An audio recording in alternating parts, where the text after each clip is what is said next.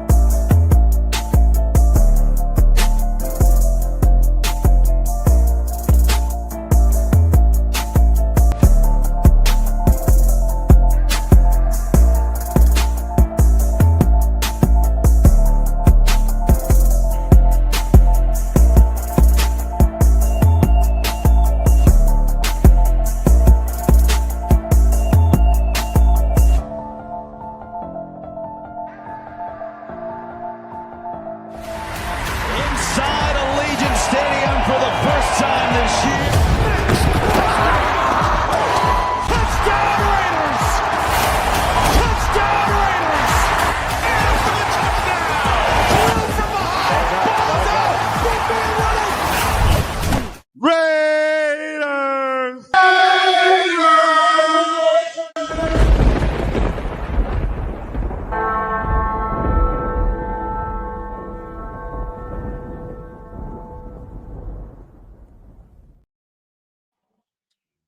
What is good, my peeps? Appreciate you guys pulling up. Welcome to the post game reaction show. I'm your host. I am Jay Raider. If you guys haven't done so already, make sure you guys go ahead and check in. Hit that subscribe button on this show. Salute to everybody here, man. What a close one in Houston. I don't think everybody planned for that, but we're gonna go ahead and get into it. But before I do, you already know I can't go ahead and kick this thing off without shouting out everybody in the place to be. Real quick, salute to my guy Raider Paul in the building.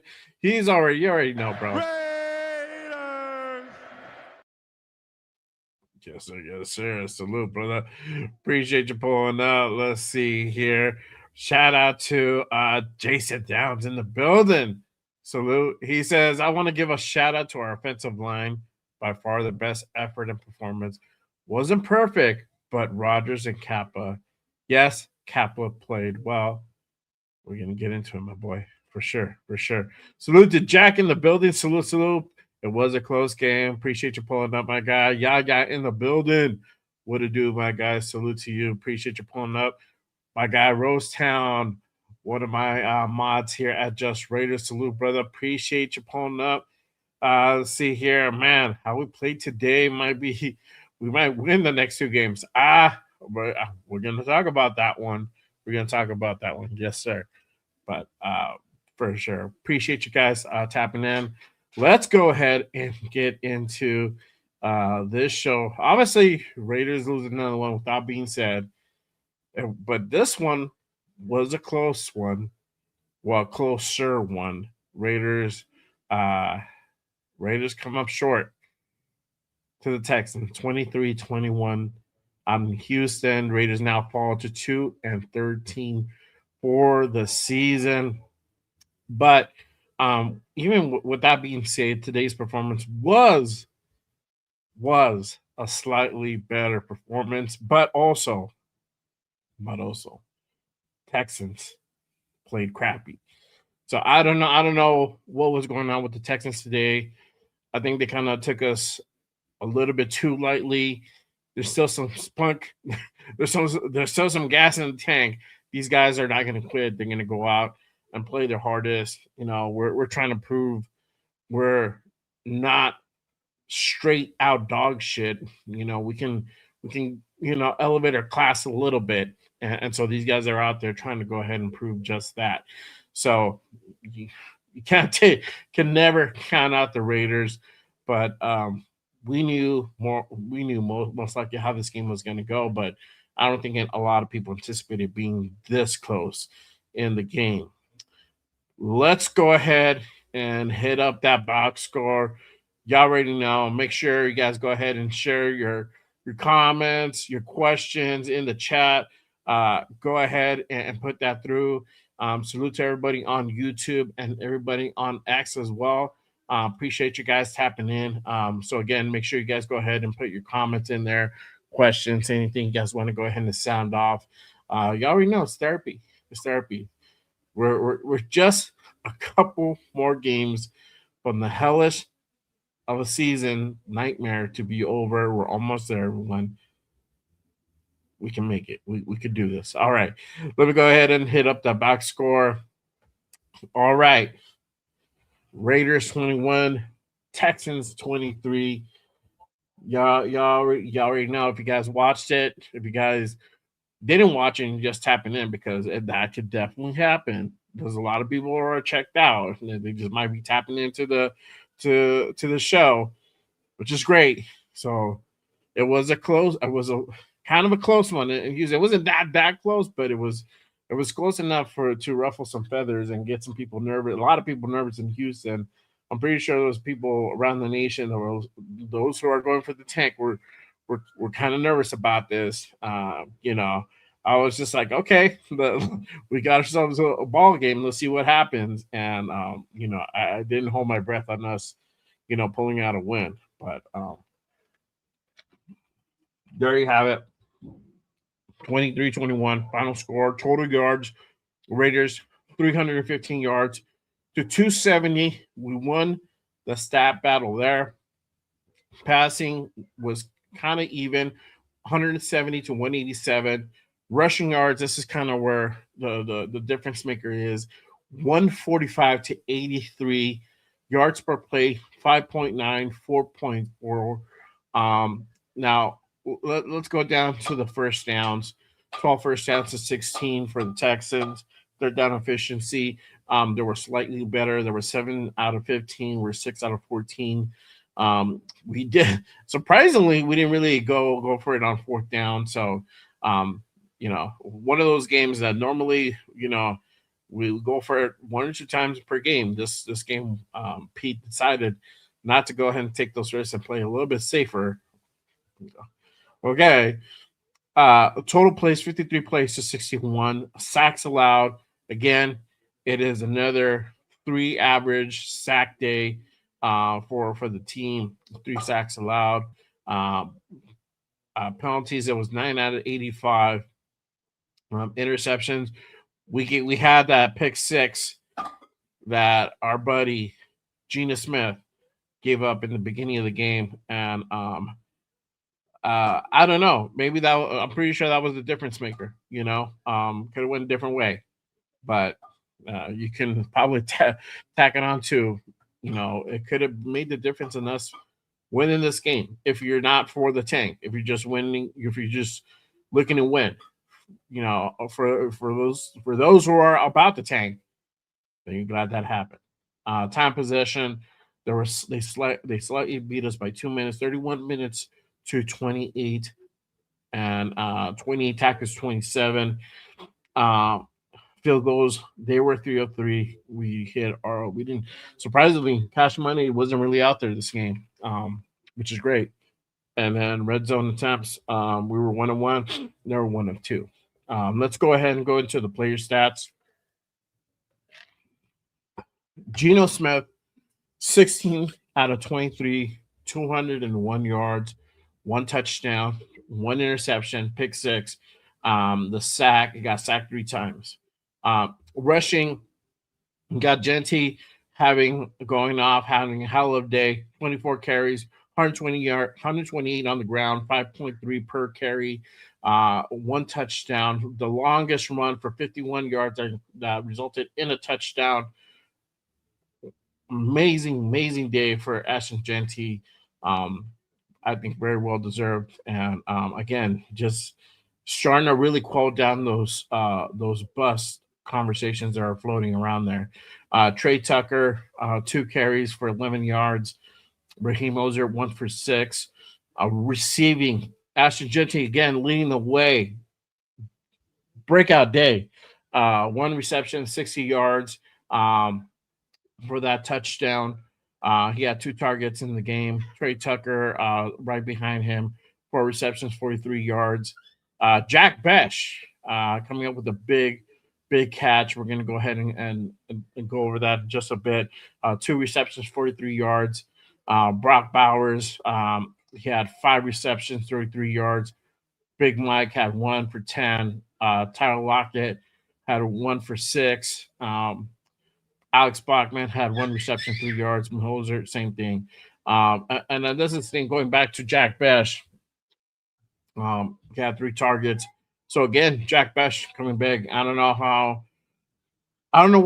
much more this kid has to do to really make it obvious that this kid can be an impact player if you give him that opportunity. We'll see what the future holds. But I am liking Jack Bash, and I am a very well proponent of Jack Bash to get some more playing time, get some more targets, and except for like maybe one game, really he really hasn't had that many targets. On the defensive side of the ball, Devin White 7 tackles, 4 assists. Paul Mal 4 tackles, 2 assists. Max 3 for 3 today. Jeremy Chin 3 tackles, 4 assists. Tonka coming up big, 2 big tackles that resulted in a loss. One of those resulted in a loss. Love it. Jamal Adams, 2 tackles, 1 assist. Jonah Lalu, 2 tackles, 2 assists. Darian Porter and Lonnie Johnson, 1 tackle, 1 assist each. Eric Stokes, 1 tackle, 2 assists. Malcolm Kuntz, 1 tackle. Landon Roberts, 1 tackle, 7 assists today. And Adam Butler, 2 assists. And then you got Thomas Booker with 3 assists, and then Tyree with 1 assist. But the defense holding on today and keeping this team again in this game for I don't know how many times has it been this season that this defense literally keeps this team in the game. So finally, we get to see a little bit of the offense. Really, Ashton Genty going off today and having a big day. Literally, what is that? That's one about almost 200 overall total yards, which is crazy. It comes out to 188 total yards.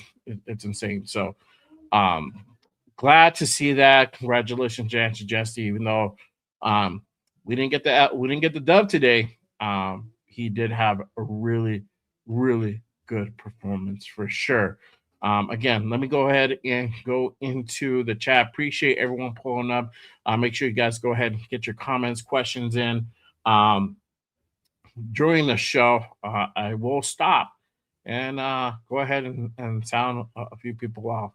Let's see here. Shout out to IE Raider Mike in the building. Salute, brother. Gino's interception difference in the game, 100%. I definitely think if that wouldn't happen, I mean, I'll try to look for it in just a second. But I mean, I don't know what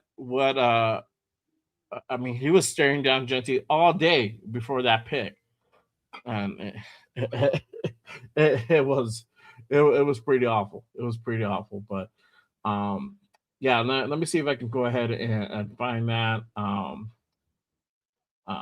and then I'll go ahead and play it if I can in just a bit. Uh, let's see here. Jason says, "I was confident Gino was gonna mess it up. Yeah, at least once during the game. We're already expecting that. Just it is what it is." Paul with the Just Tank baby. Let's go. He is above Mendoza. I know, bro. I know. I know. I see you. Let's see here. Rosan said those pass interference from Porter, Nani, and Gino pick cost us a game. Yeah, for sure. And that PI from Porter. I mean, from Lonnie.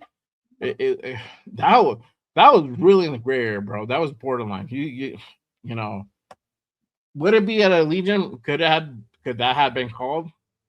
I don't know. Maybe not. But you already know track record with the refs and whatnot. That's always going to go against us. 100%, 100%. That's what happens when we get that type of matchup. When you get a receiver versus a safety, you can get good. And he hasn't had that much burn, so yeah, for sure. Shout out to my guy Troy in the building. Salute, brother. Good evening, Jay, and happy holidays to you and your fam. And this was a great game for Genty. Two bad calls that led them to win, for sure. Thank you, brother. Hey, happy holidays to you. Happy holidays to everybody here. Salute to everybody. I hope you guys are safe. I hope you guys had a great weekend.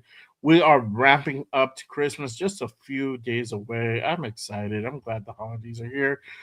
It's that damn time. So I hope you guys have some good plans. If not, just some chill plans with the family. But yeah, I hope everybody has a great weekend. And you know what? We didn't play as shitty as we did prior games. We didn't get blown out.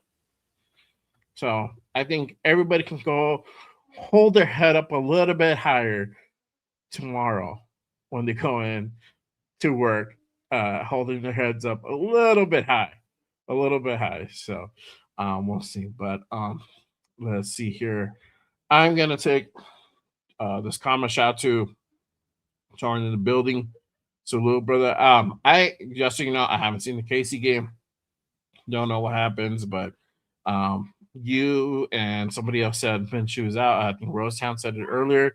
So I don't know what happened. I mean, you already know with Minshew, it's like, man, that dude's that dude is been used to getting fucked up. So not surprised.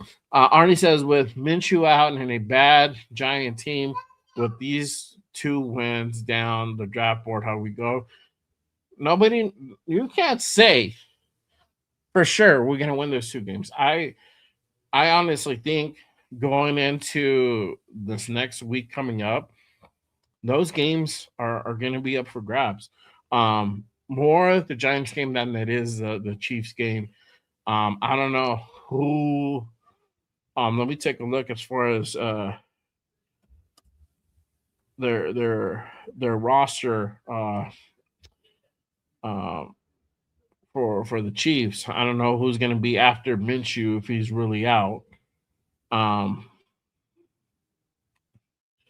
and it says here that he might have a torn ACL. That is the word on the street. Well, at least according to CBS Sports. Veteran backup Chris Adukan is gonna be the guy to replace him for the next couple of games. So um, I don't know who that is. Never seen him play. So we'll see how that goes. I still think that Chiefs will beat us. I think it's going to be something where it's going to be a game like this. It's going to be much, much closer.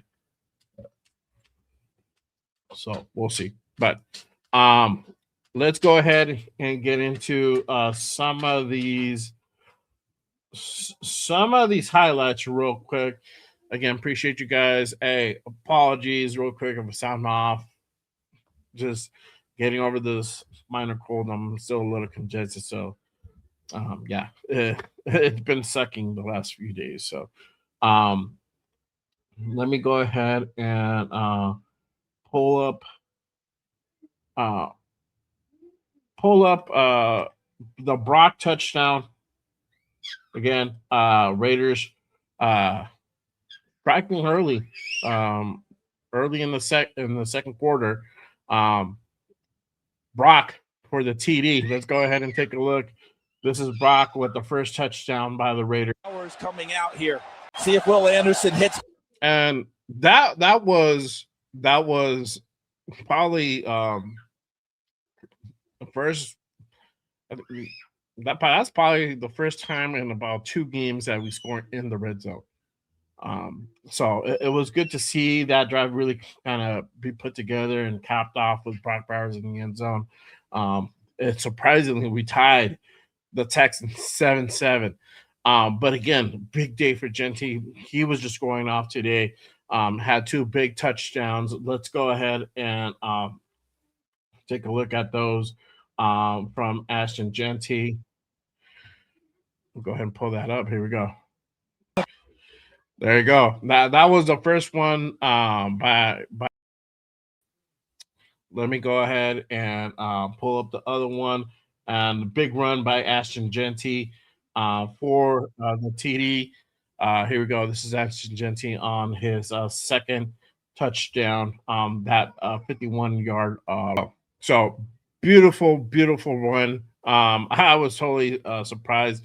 But once he's able to go ahead and break that, second and third level, he especially in space, this is what happens. He can go ahead and get away from defenders pretty quick. So again, Genty having 2 big touchdowns this game, going off 188 total yards, 128 on the ground, 60 on the air, having a pretty complete game. Totally different performance from the prior week from that blowout game in Philly, which really sucked. But yeah, again, what you guys let me know your thoughts on this performance from Genty, from Brock. You even have other rookies stepping up. Again, another. We're starting to see glimpses of Jack Besh and what he can do. He's starting to be a guy who can, be an impact and be able to go ahead and make plays. So let me go ahead and pull this one up from Brock earlier today as well. Separation in the catch. Besh inside the 25-yard line. Miles Bryant on the tackle, but Jack Besh with a career-long 37-yard. Has some time, taking a shot down the field for Besh. Separation in the catch. Besh. And I mean that 30-yard drop was really nice. And again, it's being able to go ahead and create separation, and that's something that he is able to go ahead and do, despite what other people might think. He's able to go ahead and do that, and able to get open and be able to go ahead and get those big plays. But real quick, let me go ahead and again pull up to the chat. I appreciate you guys tapping in and rocking with me on this post-game show. Salute to everyone. If you guys haven't done so, hit that like and subscribe button. Turn on your notifications. As news happens, I go on. Don't want to be left out in the dark. Appreciate you guys rocking with me post-game show. Let's see here. All right. Arnie with the question. Salute, my guy. In your opinion, how will AOC do his last 2 games with this offensive line? I don't know. I doubt AOC plays the last 2 games, bro. They like Gina. They like Gina. I don't see AOC coming in unless Gino's hurt and Kenny's hurt. That's kind of how it's gonna roll. I think he's just gonna be on the shelf for another year. If they decide to keep him, I don't think we should keep him. But hey, I'm not mad if they hang on to him. He's on a rookie deal. It doesn't really cost us anything to go ahead and hold on.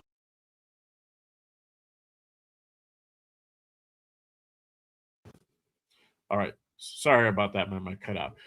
So it doesn't really hurt us to go ahead and keep him another year and hold on to an experienced backup quarterback, especially a guy who's young as AOC, who's still developing, but we know his ceiling is not really high. So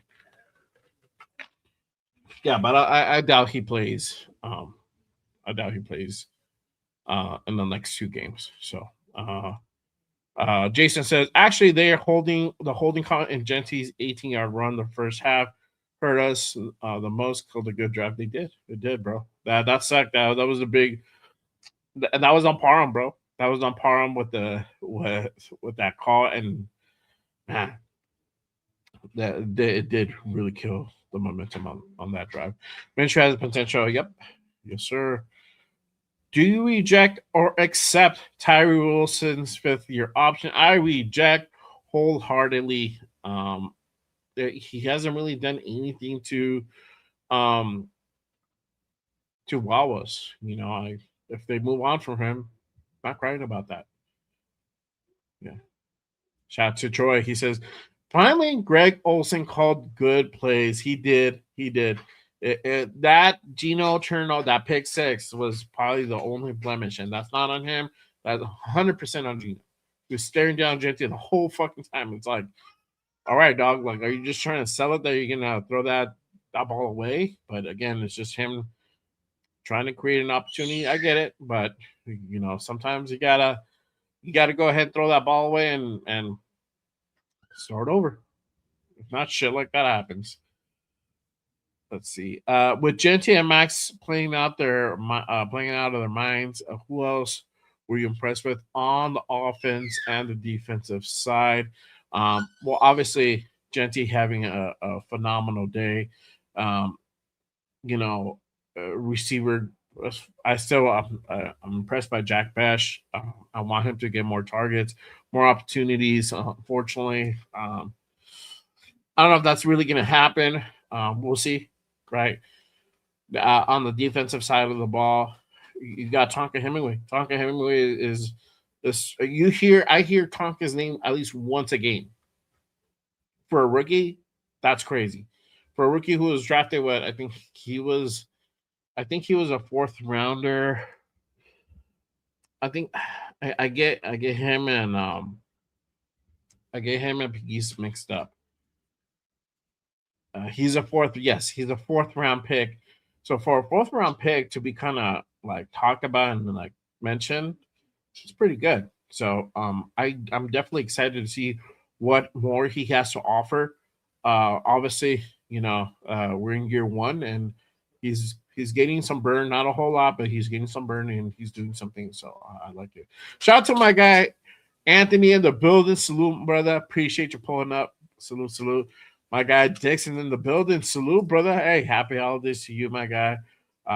Appreciate you pulling up. Coons, Finer Flash. He flashed like a little. It's like a little pop rock. Those little pop firecrackers you throw on the ground. Like, yeah, that's kind of how it was. Again, for a guy that, we're on a prove it deal. He's not proving much.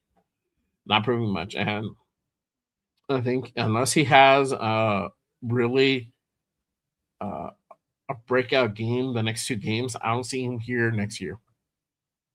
I don't know. I could be wrong. What do you guys think about that? Let me know. Again, appreciate you guys pulling up.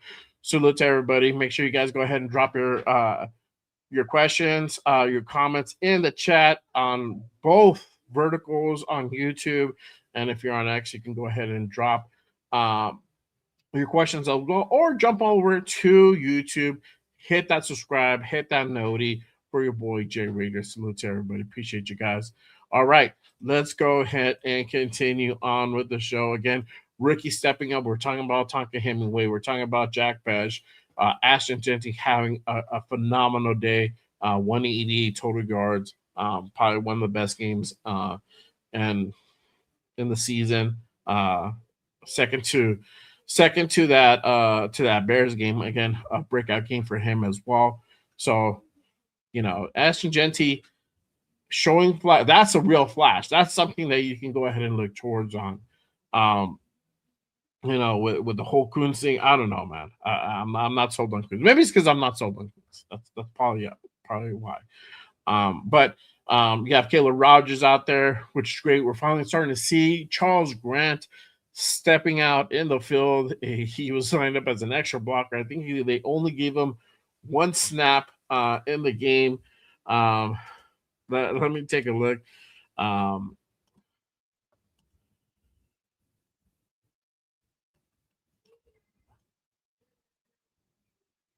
let's see here. Text. Okay. He had. Well, I don't know. I heard they played him up, but they say it says here that he didn't record any. I distinctly heard him set up as an extra blocker. So, um, yeah, at least one.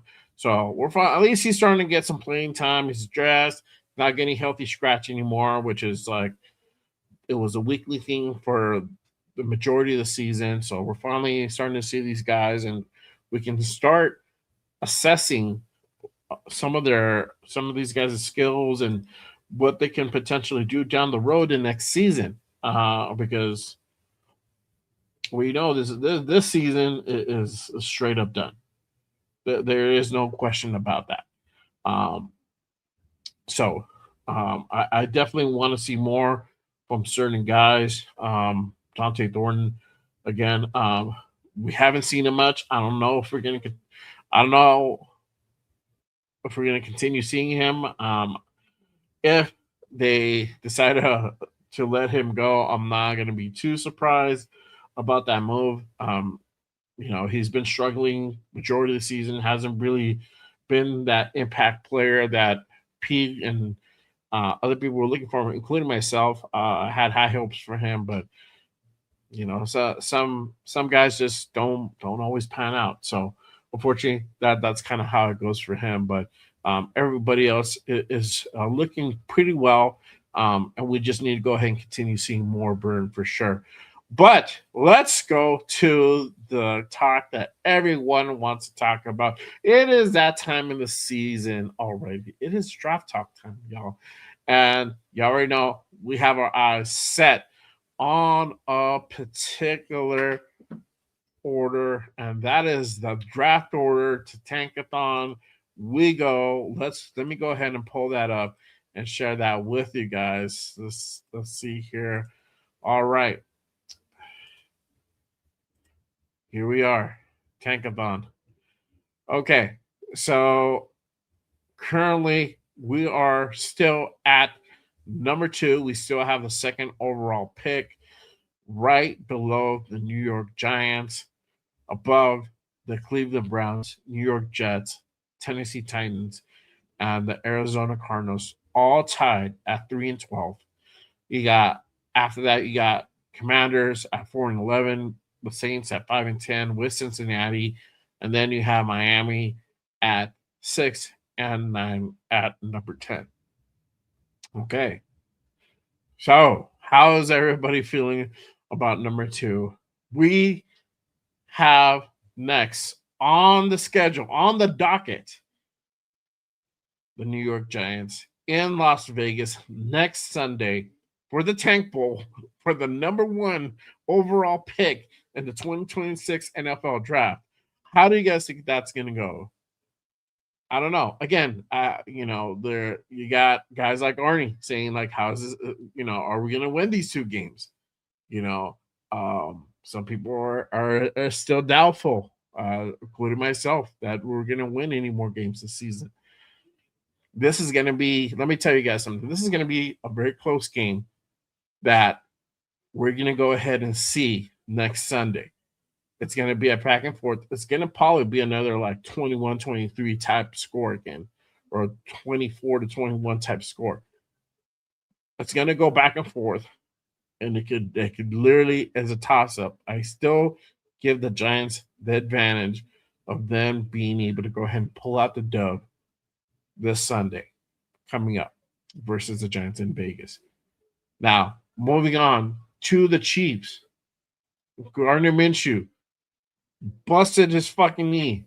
Possible torn ACL. Chiefs are in scramble mode. I am very happy about that in the sense that, they're down to a third string quarterback in the last 2 games left in the season. Their season is officially in the shitter. Great. But what does that mean for us? They are the last team that we have to play at the end of the season. What does that mean for this team moving forward? Does that mean we have a potential to go ahead and steal one and end off our season in a win? I don't know. Again, I said the quarterback, their backup quarterback, is going to be Chris Odulakun. He's going to be he's a third string quarterback. He's going to go ahead and take over for Gardner Minshew and Patty Mahomes for the rest of the season. Even even if it's not a torn ACL, I doubt Minshew plays next Sunday. I doubt he plays the last game of the year. I don't know. We'll see. But even with that third string quarterback, this Chiefs team is better than us. It is they are better than us, but I think this is going to be a much closer game. We are not going to be skunked. It's not going to be a 31 to nothing type game. It's going to be a much closer game. With us basically scoring maybe 10 to 13 points in that game, but it's going to be a much closer game. The spread is definitely not going to be as much as it was last time when we met them in KC. What are you guys' thoughts about the next two games coming up? About having the number two pick? Who do you guys want to see as the Raiders go ahead and go after at number two? Do you guys think they're going to go ahead and jump up to number one? Next week is a very exciting game for many reasons. Shout out to LB 10. He's going to be at that game. He said he's going to go ahead and rock his fucking Jackson Dark jersey. More power to him. I'll be at home watching it. My comfortable home. I will not be out in Vegas. I won't be out in Vegas until most likely next season. We'll see. But I doubt, or right before the next open practice. All right, let's go ahead and move on. Still on this draft talk. As you guys know, college playoffs started this weekend, and some of the QB prospects played this weekend. I want to go ahead and go over this part. Let me pull that up. This is the college football bracket. If you guys are following the tank, if you guys not following the tank, this is your playoff bracket for college football. And let's go ahead and start from the top, and I'll go ahead and work my way down. Again, make sure you guys go ahead and put in your comments, questions, anything you guys want to go ahead and go over. Go ahead and put that on that chat. We had Oregon take on James Madison, literally wreck James Madison, 51-34. Dante Moore putting on basically a clinic versus James Madison. I caught part of that game. Man, that kid, if you're following Dante Moore, that kid looks really good. I want to see more from him. They take on Texas Tech in the next round in the Orange Bowl. So we'll go ahead and get to see more of Dante Moore in certain situations with a tougher team in Texas Tech. They're coming off a bye, and they'll be in that next round. But literally dissecting that James Madison defense. But, we kind of saw that coming. You had Alabama take on Oklahoma. Ty Simpson getting the dub over Oklahoma 34-24. They move on. They take on Fernando Mendoza in the next round in the Rose Bowl in Cali and Pasadena. That's going to be a great one. All eyes are going to be on that game. The two potential prospects for the Raiders, if they're going to go QB side on their draft pick, Fernando Mendoza, Ty Simpson. It could be It could be a close game. It could be a blowout. I don't want to say it's anybody's game, but Indiana is most likely the heavy favorite in this one. But it'll be interesting to see how close can Alabama keep it to Indiana, and could they potentially make some waves and maybe bring an upset to Indiana. We'll see. We'll see in that Rose Bowl. Um, we had Tulane and Ole Miss. Ole Miss literally wrecked Tulane 41-10. You had Miami uh, win over Texas A&M 10-3. They move on. Miami versus Ohio State. There's some prospects there. That Ohio State defense, best defense in the nation. A lot of eyes to go ahead and keep on there if we're looking to go ahead and really start building out that defense as well. Ole Miss as well. They take on number 3 Georgia in the Sugar Bowl um, on January 1st as well. So I think if we're following along for quarterback prospects, it's going to be the Oregon game, which is January 1st on New Year's Day. The same thing followed by the Rose Bowl. Those two games are going to be literally a lot of eyes are going to be on that. And Raider Nation, definitely, if you're following this draft, definitely something to go ahead and keep your eyes on. Let me know who you guys go for. You already saw Raider Paul, all about Mendoza. I like Mendoza. I like Dante Moore. Let's see out of those two guys who really steps up, and I will definitely be keeping tabs on those two guys. Ty Simpson, you know, uh, my stock with me went down from that championship game. He did not have a really good performance, and they're going to go up against a really tough Indiana team that can definitely strike it in the heart if you let them. These guys will definitely go ahead and make you pay if you do not take them seriously. If there's no offense, they will go ahead and blow teams out of the water. So we'll see how Ty responds to that. Another prospect as well to go ahead and keep our eyes on. Again, you guys let me know who you guys are going for. If you guys have any potential quarterbacks, or you guys have your sets on that you would want the Raiders to go out for.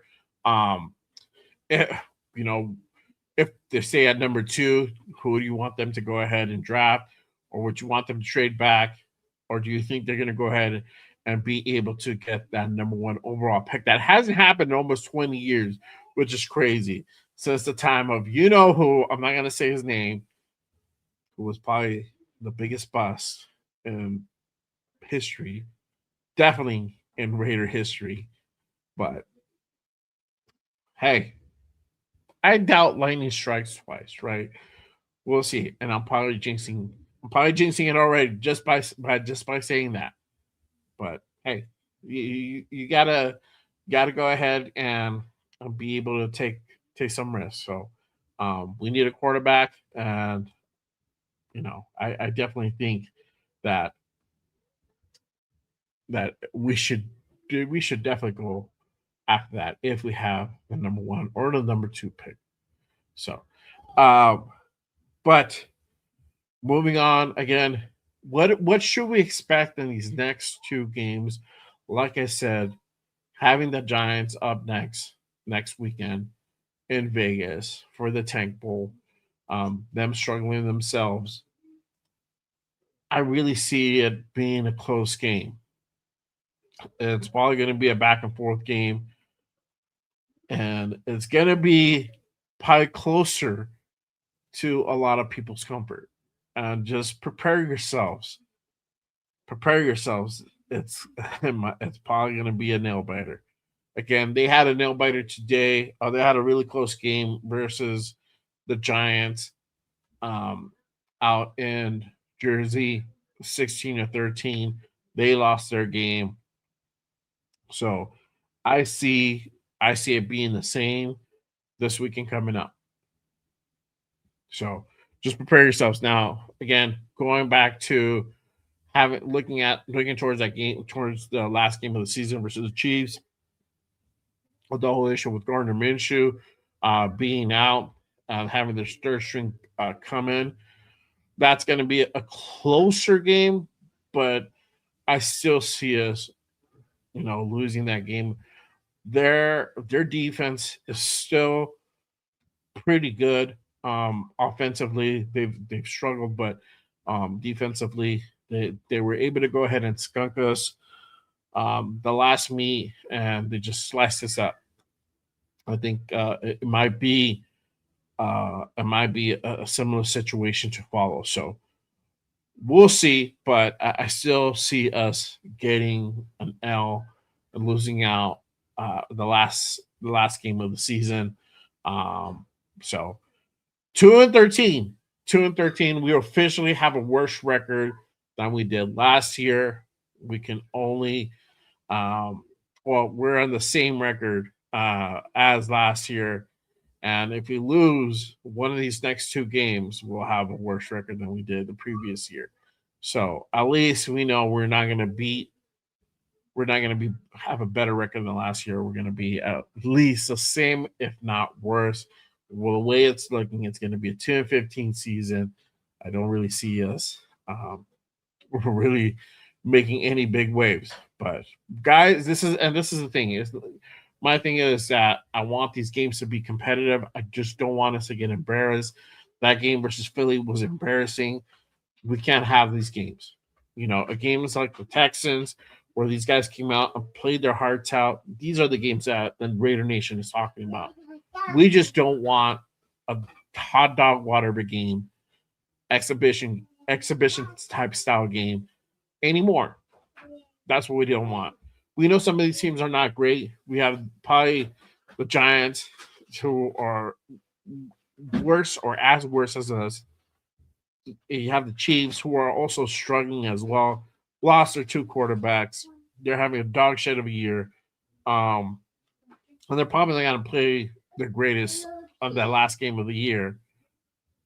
So, but either way, we want our team to go ahead and at least try to pull out a performance, not to go ahead and really, just go ahead and roll over and die on the field for sure. Shout out to my guy Troy. He says, "Good to see rookies played well. Some look good, and defense played well, but O-line still not good enough, but a little better." Facts, brother. And this is the thing, we know what this offense is going to be. It's not going to change. It's not going to change in the next two games. It's just going to continue on being the same thing. You just see it in waves right now, and that's all we can go ahead and kind of hope for. Is that we just hope. I mean, you're getting dudes highlighted, runned over. You're getting stolen foreskin, literally replayed, getting runned over on a bull rush. That's how bad this offensive line is. And the writing is there. It's all on film. And do I think putting in a Charles Grant can change anything? No, probably not. But the whole thing is behind that is we want to give this rookie some burn. We want to go ahead and see what he can do. Caleb Rogers, look at him. He came in, had quite a bit of highs, some lows.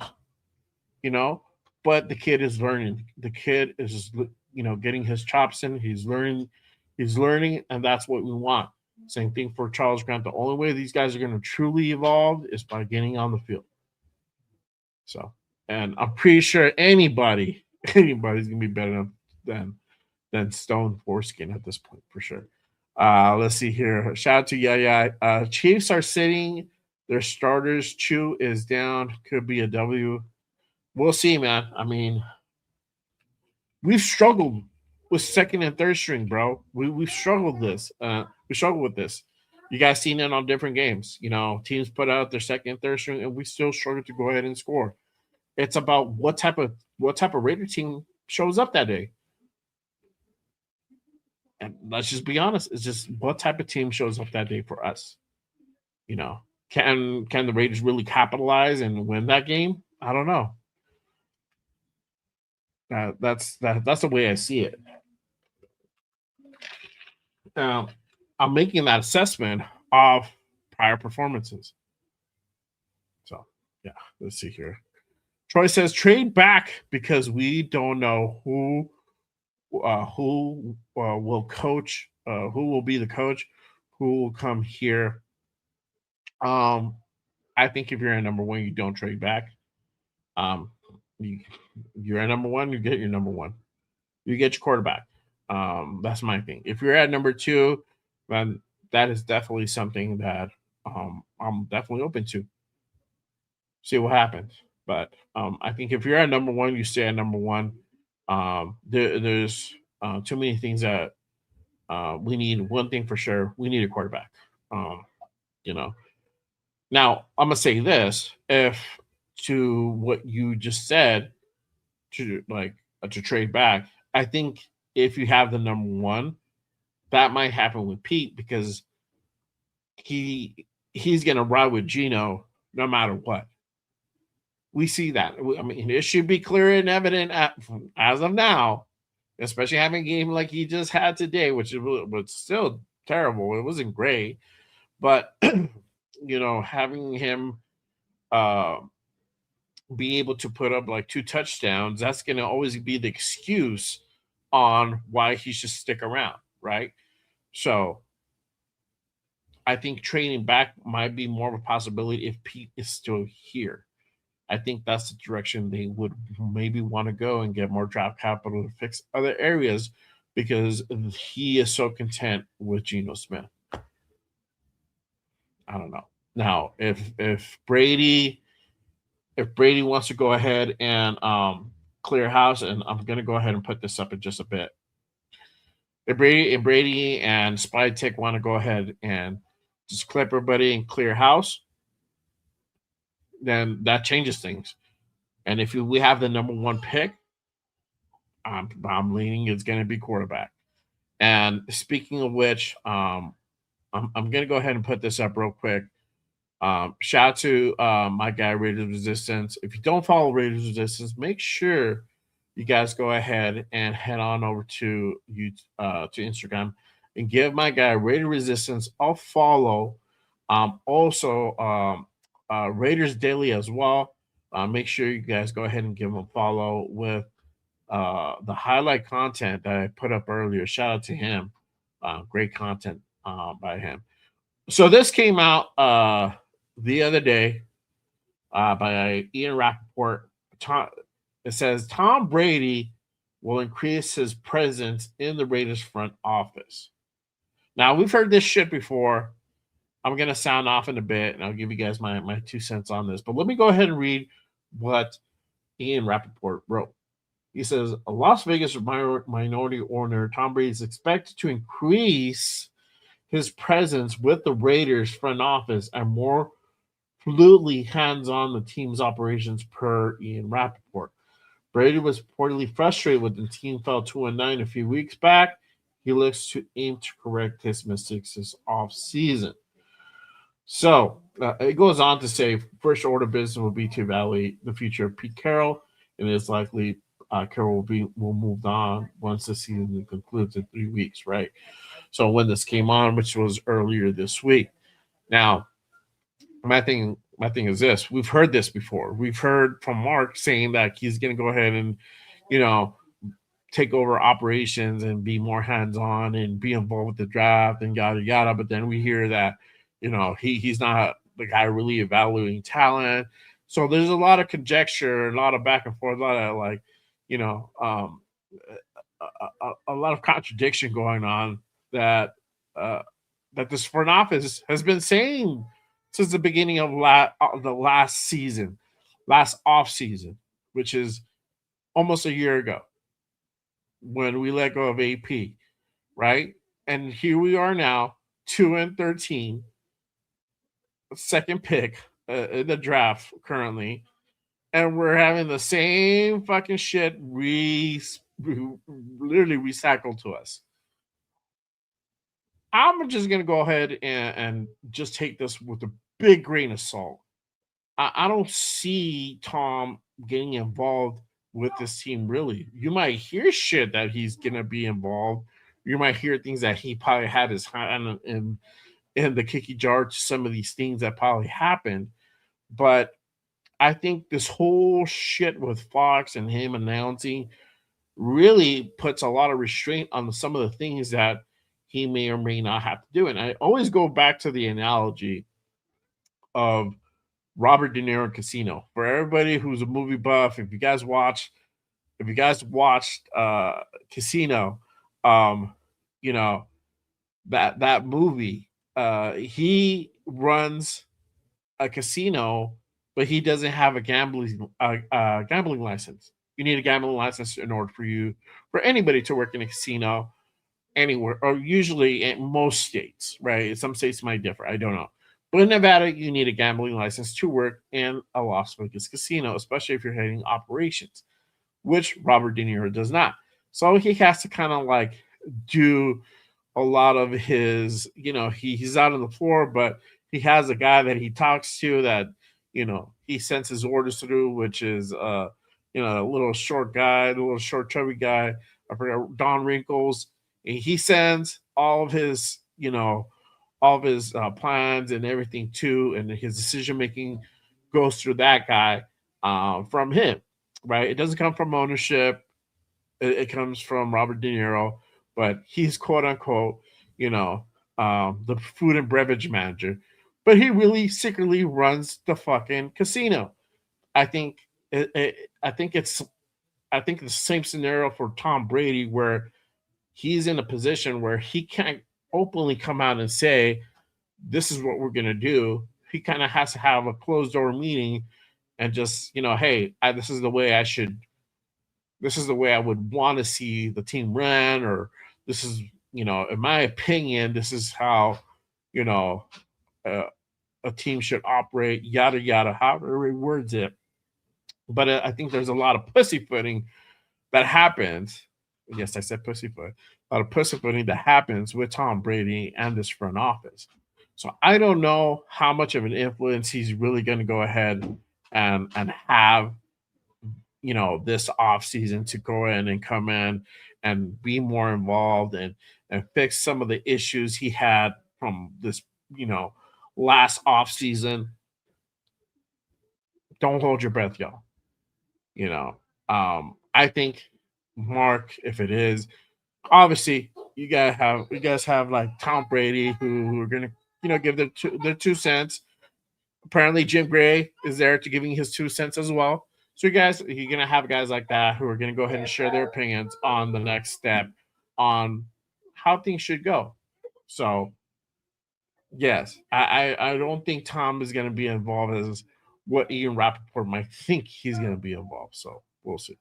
But again, appreciate you guys pulling up and tapping in. Salute to my guy, 401 Raider Jeff in the building. Salute my guy. Appreciate you pulling up.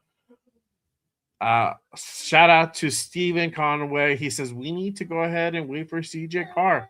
That is a long ways away, and I don't know if we're going to be able to go ahead and get this high up again. I don't know. I really doubt that, especially if we hit on a few more guys in the next draft, things might change. We'll see. I don't know, but I think if you have the opportunity, if you get the number one, number two pick, you need to go ahead and take it. That's just basically put.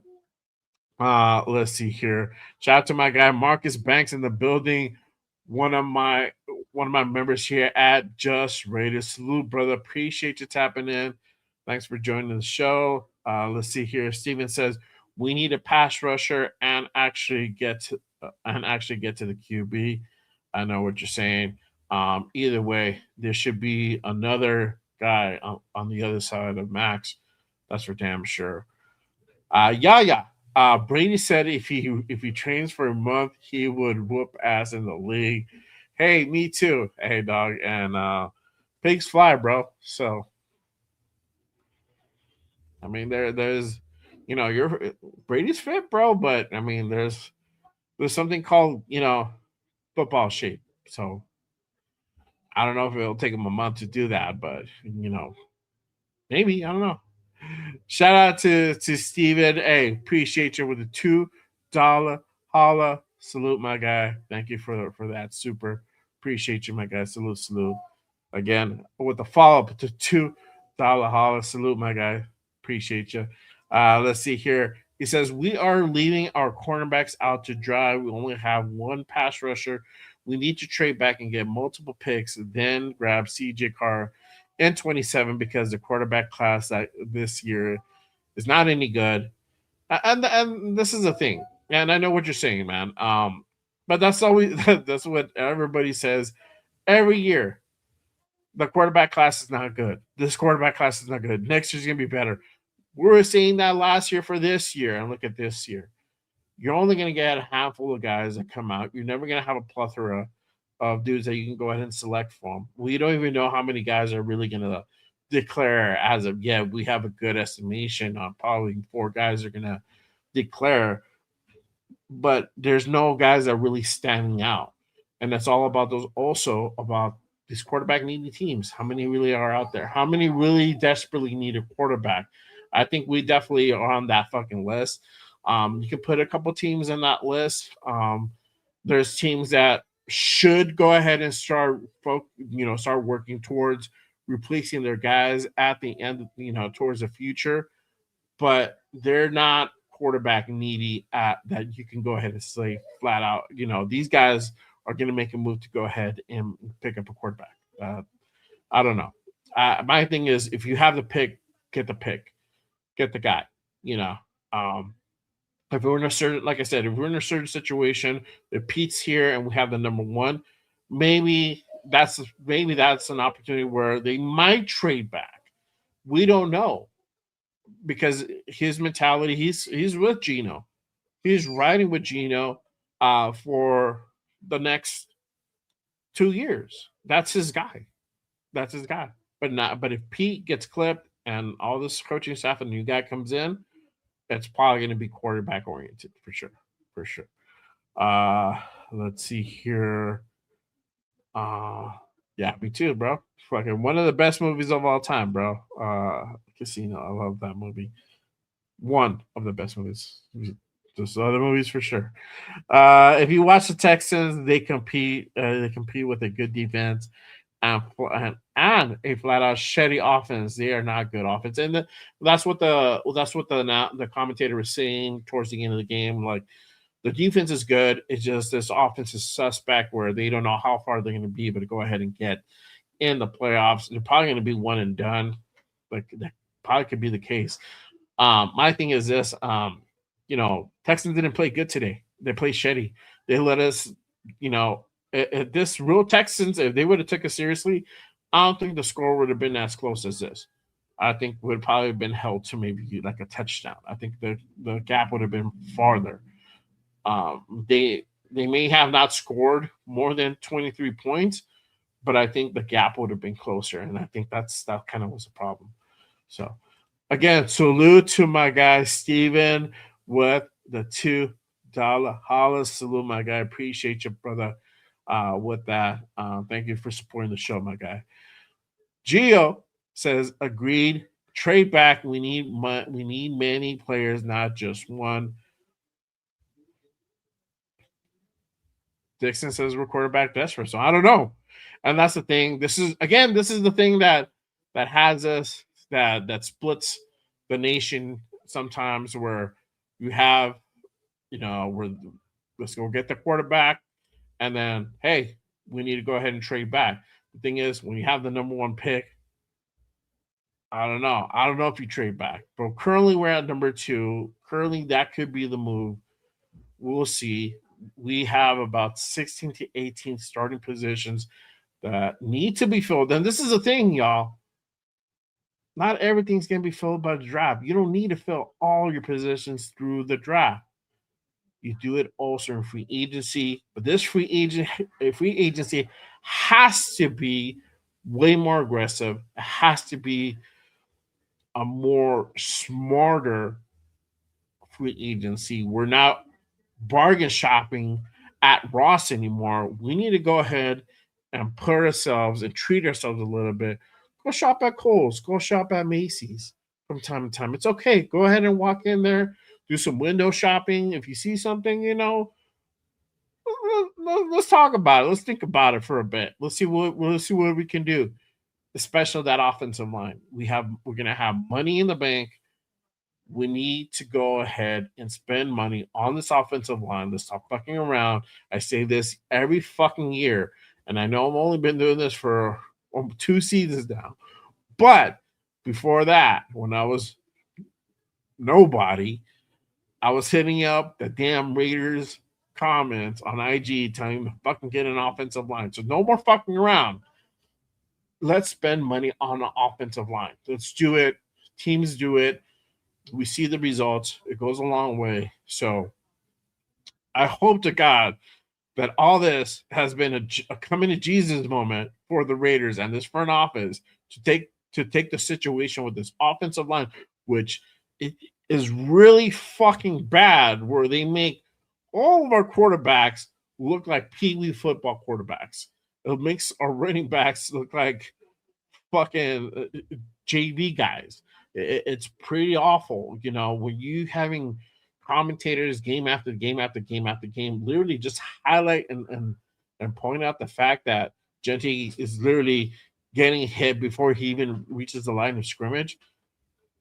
I think that's the proof that you need to go ahead and really go out and spend on this offensive line in the offseason. Everything, if you really want to be competitive, if you really want to go ahead and take this team out of the gutter, you need to spend money on that offensive line. Again, an aggressive free agency, especially for that offensive line. You can go ahead and fill in some of the gaps in the draft, but it really some of this should be filled in free agency. Again, you have Linderbaum, center from Baltimore, could be a potential free agent. 5th-year option did not get picked up. Doesn't mean that Baltimore is not going to try to make a deal before the season's over, before free agency starts in March.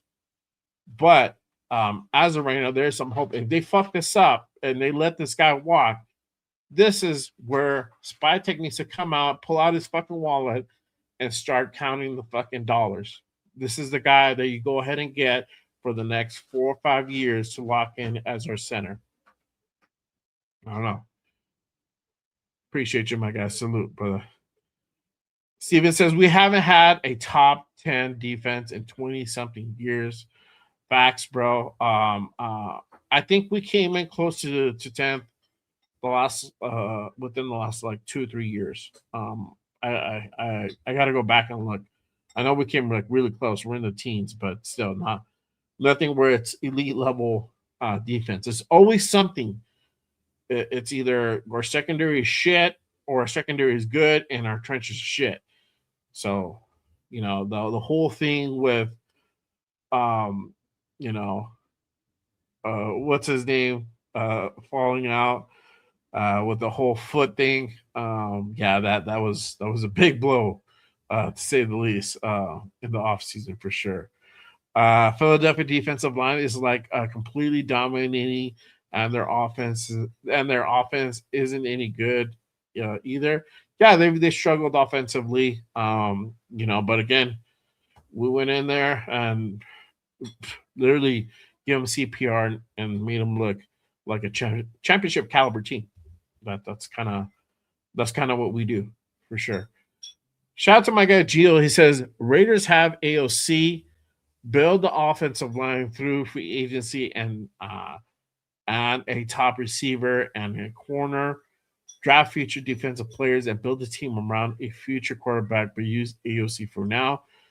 That is an option, bro. But not an option that I would want to go ahead and do. If we have a top pick, I would want to go for a quarterback. That's just me. We need a quarterback. When the fuck are we getting a quarterback? Stop enough waiting, because we're gonna come to this point again, 27, and next year, like late in 26, looking towards this 27 draft, and we're gonna say the same shit. There's not any good QB quarterback prospects out there. We're gonna be in the same situation. So you got to go ahead and This is why these draft. It's always a risk with these draft picks. There's nothing that says certain these guys are going to be the guys that are going to go ahead and hit. You just don't know. Gotta take a gamble. You can go ahead and make an educated guess, but at some point you gotta fucking roll the dice. I know we have that trauma from Jamarcus Russell, but we gotta get fucking over it. We need to go ahead and get a quarterback. And it's very rare when good quarterbacks hit the open market. Literally, it's a fucking bidding war. And I don't know who's gonna be out there, who's gonna be up for grabs that we can go ahead and nab in free agency. We know Gino ain't it. Gino ain't gonna be it. AOC ain't it. Um, you know, even with a decent offensive, even if you build up the offensive line and make it better, you're still gonna have a struggle. There's always gonna be a plateau. We're gonna look better, but we're not gonna. I doubt we win 10 games. It's always gonna be a plateau. So with AOC, and if you're trying to really go ahead and make something and make a run and be a contender, you need to be above mediocre, and that's gonna get. And you need a premier blue chip quarterback for that. You need to go ahead and draft a guy like that. You have CJ Stroud. Even as much as they're struggling, they're still making fucking playoffs this year. Jaden Daniels. The only reason why they have a shit season is because of his injuries. You know, let's see what he does next year. That's going to be an interesting year. I like the kid, so I want to see what he does. So let's see what Washington does next season with a healthy Jaden Daniels. That's going to be the question. And they were starting off pretty good. So I don't know. Excuse me. Let's see. Steven says we need a number one wide receiver. We need an offensive line. We need to have two defensive linemen that have 10 sacks plus. That's a tall order, bro. 10 sacks plus is a tall fucking order. But we do need an offensive line. We do need another premier defensive lineman. So um, we may have something in Tonka. I don't know. Still very, very, very early to say. We definitely need to see more. Development needs to go ahead and continue, but he could be a guy. I like Thomas Booker. That might be a guy that we can go ahead and bring back in the offseason. I wouldn't mind that. Definitely move on from Coons. Unfortunately, he's not the guy. He's not the one. Charles Snowden, he's played pretty decent. I think he's probably earned another year to see what we can do with him. So, but I would still want to draft an edge, and that's something that's why I say look at this Ohio State games coming up. Keep your eyes on that because there's some prospects there. Same thing. You have teams like Oregon, Indiana. Guys are we still need guys defensively. That's still after quarterback, we still don't have a number one wide receiver. I'm not too worried about drafting one. I feel that's something you go ahead and get in free agency, but you need offensive line guys. You need a corner, D tackles, linebackers. Those are guys that you can go ahead and draft as well. So let's see. My guy Troy says if old man Pete is fired and we draft quarterback, then I want Mike McCarthy for head coach. I'm not mad at that, dog. I've been saying let's get Mike McCarthy in. Let's talk to him. Let's see. Hey, Mike McCarthy comes in. I'm not gonna be mad at that. Do I want him necessarily?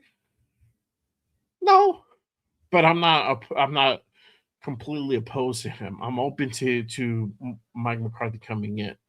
There's other guys I would want before him, and I'm pretty sure there's a lot of you guys have some too. But Mike McCarthy is definitely a guy that I wouldn't mind them, bringing in for an interview and talking to this offseason if it's really true. They're gonna move on from Pete. We talked about it last time, so we'll see what happens. Shout out to my guy Accelerate. I can't believe we made it. We made a game of it. Yeah, dog. That's what I'm saying. It was a close fucking game. It was a close game. Shout out to my guy Steven for another $2 holla. Hey, appreciate you, my guy. Salute, bro. Thank you. Thank you. It means a lot, man. Ja, if Mendoza wins it all, every team will give up 3 first, 2 second picks, and a second, third round picks if we manage to end up with the first round pick. I don't know, bro. I doubt anybody will give up that. Again, you need to find that quarterback needy team. You know, going back, just looking at this list, it ain't, New York is not that desperate. Cleveland, they have 2 guys that they drafted from last season. Jets are probably the ones that you can go ahead and put in that category. Titans have Cam Ward.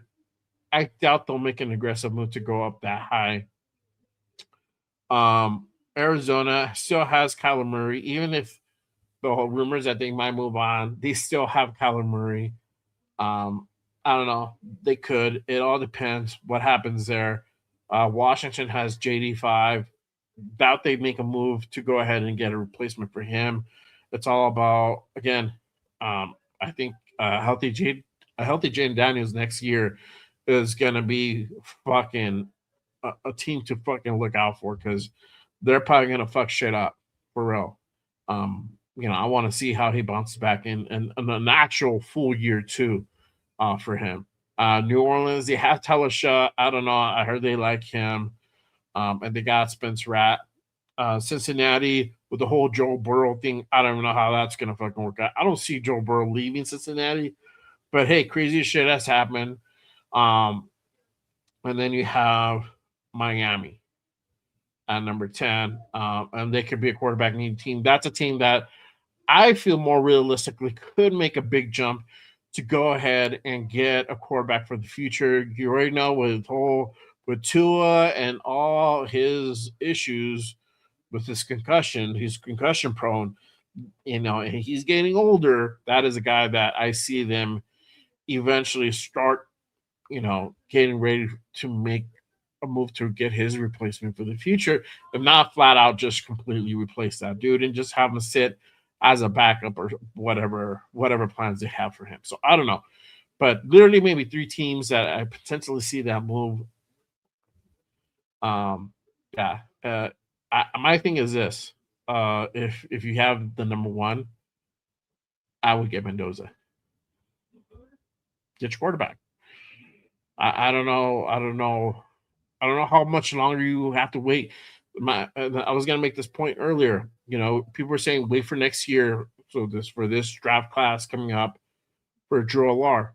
Drew Alar shit this year. Just don't know how these guys are gonna fucking pan out. You know, the draft class might not be as good. It looks like it keeps getting worse and worse every year. So it's like this might be as good as it gets for quite a while. I don't know. See, Steven says, no, that was later in the half of the season. That was later half of the season. Okay, I'm not sure what you're referring to. We might, I don't know. I don't know. We're gonna beat the Chiefs now. The defense is still pretty cool. You know, they skunked us. They skunked us. I mean, we didn't help ourselves either, but yeah, I mean they literally skunked us back in October. So that's still something to go ahead and keep in mind of. Let's see here. Dixon, the rules in today's NFL favor offensives. Yep. Let's see. Accelerator says Raider Jeff is a traitor. He's too Hollywood now. Hey, bro. He's Hollywood. I don't know if he's a traitor. Shout out to Jeff. Yeah, Kappa played decent, halfway decent at center today. Yep, for sure. That's for damn sure. Yeah, this is the thing, bro. I don't know. I am not with the whole trade maxing. For me, I don't trade my best. I want to trade the best player, And two, um, he's probably the only one that's really making he's really leading that defense and really making any type of real headway there on a more consistent basis.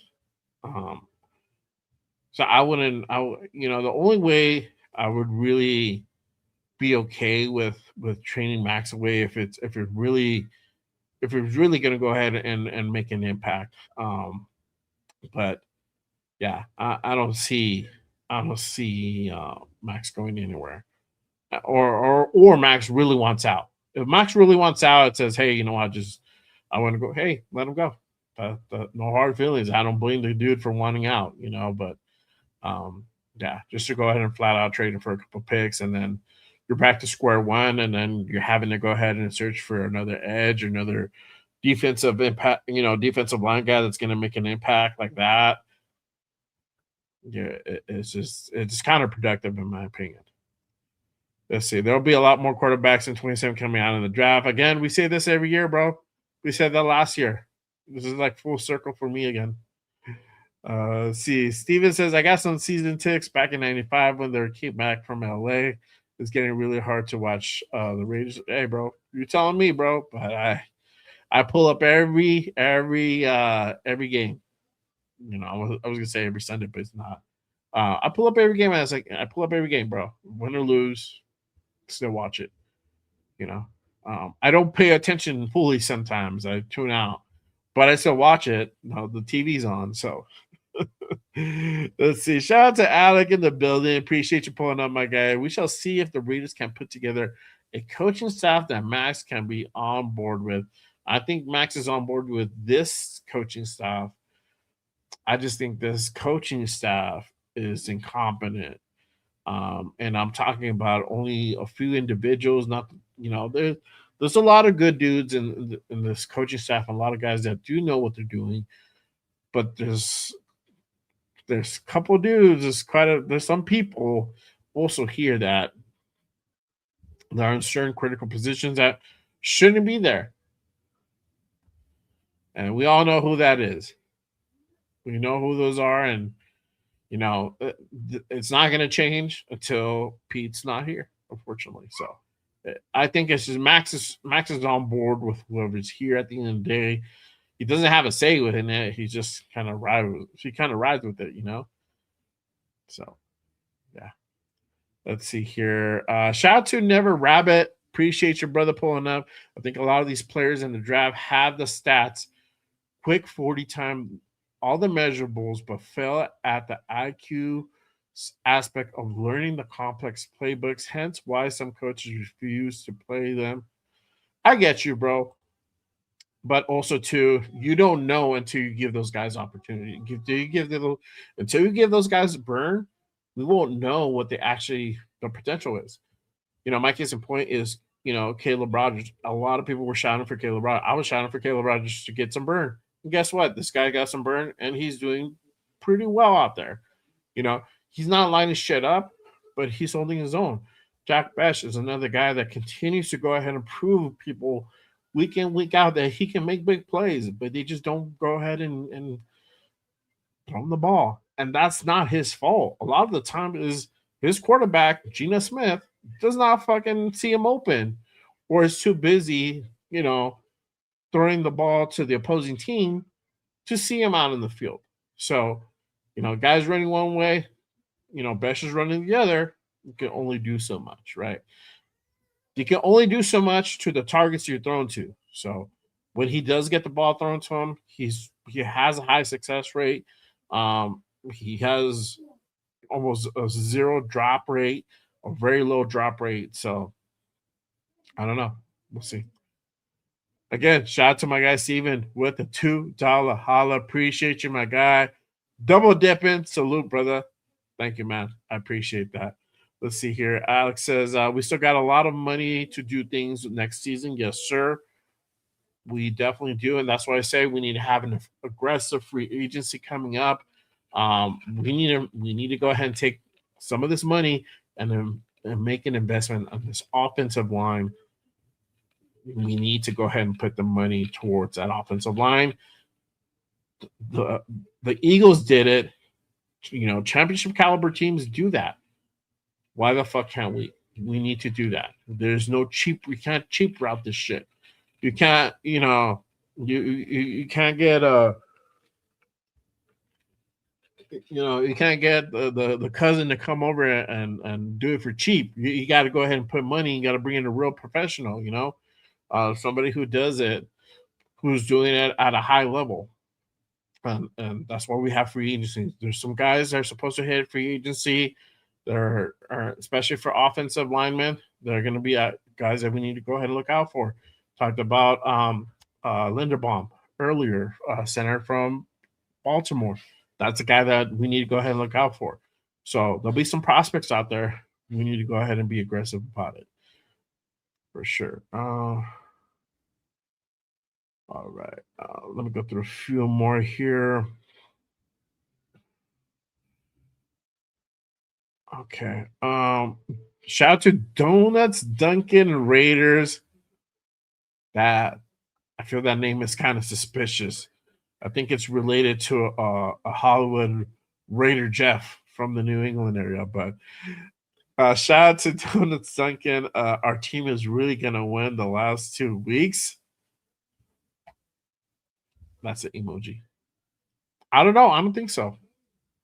I don't think so. I think one game is really close. I think the Giants are close. It's a close game. I think that game could be a toss up, but the Chiefs, I think they can still beat us. I think it's just going to be a closer game. When I mean a closer game, I think we lose by like 10 points, maybe 13. It's not going to be a blowout for sure. Not with their offensive situation they have going on for sure. Let's see here. Raiders, of course, don't have a great record with first round picks, but other teams have done it very well. Let's give Spytek a chance to draft this time around too.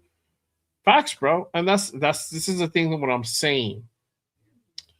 We need to go ahead and get off the whole Jamarcus Russell trauma. We got to go ahead and take a chance. We need to roll the dice. That's just the bottom line. And I think we have the right guy for the job. I like Spytek. I like what he's done so far. The big blemish I can give him is at the Alex Kappa deal. That's a free agency deal, right? That deal has not worked out. But his draft picks have so far looked pretty cool. We need to see more of Besh, but that is his guy. Dante Thornton is a Pete's guy for sure. We have Tonka Hemingway and JJ Piggies. Those are his guys. Caleb Rogers and Charles Grant, those are his guys, right? So far those guys have worked out. Darren Porter, he's that's a Pete's guy. He's been iffy. We don't know where he's gonna lie. Same thing with the linebacker. Damn it, I forgot his name. Eichenberg or Eichenberg, whatever his name. He hasn't had too much burn, so he hasn't stood out a whole lot. But a lot of his picks have looked decent. And again, Linderbaum or what's his name? Eichenberg. I forgot his name. Let me look up his name. I'm gonna be thinking about this.